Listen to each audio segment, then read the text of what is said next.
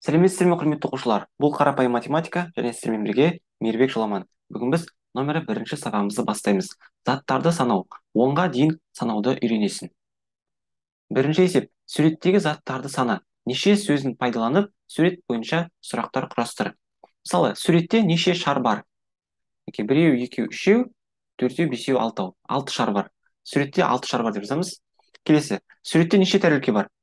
1, 2, 3, 4, 5, 6. 6 деп жауап береміз.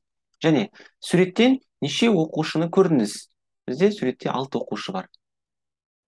Екінші есеп. Нүктелер мен саусақтар қандай сандарды көрсетіп тұр? Осы сандардың жазылуын карточкалардан көрсет. Сандарды тура және кері ретпен ата дейді. Қараңыздар, мінекей 1 дейді. 1. 1. Одан кейін 2 саусақпен көрсетілген. 3. Мінекей 4, 5, мінекей 6, 7, 8, 9 және 10.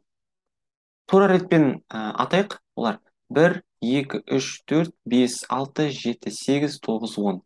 Кері ретпен айтатын болсақ, 10, 9, 8, 7, 6, 5, 4, 3, 2, 1.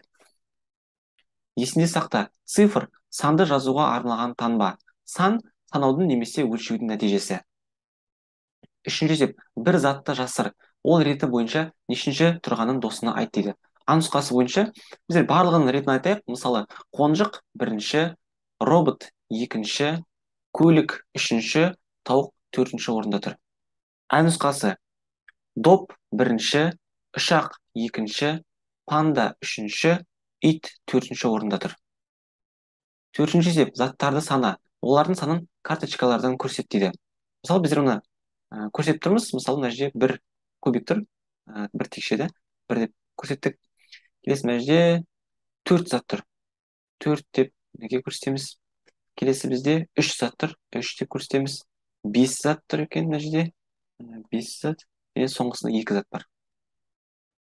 Осымен, құрметті оқушылар, біздер бүгінгі сабағымызды аяқтаймыз. Сіздермен бірге болған Мейірбек Жоламан. Келесі сабақта кездескенше.